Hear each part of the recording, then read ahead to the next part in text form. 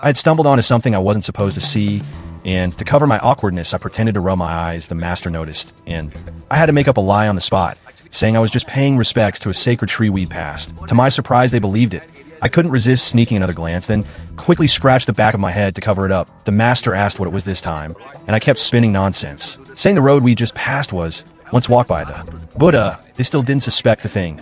Watching them fall for it, I laughed to myself, proud of how clever I was after dropping them off. I drove the master's luxury car back to my village to show off with the neighbors staring in envy. I felt like I was on top of the world, but my grandmother only scolded me for not sending money home until I pulled out some cash. Then she smiled, immediately trying to set me up for marriage. I knew it was just her way of trapping me in a village, forever earning money for her like my father and brother before me. Furious, I left and went back to the city to keep driving. One day, while serving tea, the usually kind mistress suddenly accused me in front of everyone of touching myself and mocked me for my yellow teeth and bad breath. I felt crushed, unable to figure out what I'd done wrong. That night, for the first time in my life, I brushed my teeth until my gums bled, but nothing changed, just like my place in society. On her birthday, the mistress got drunk and insisted on driving around.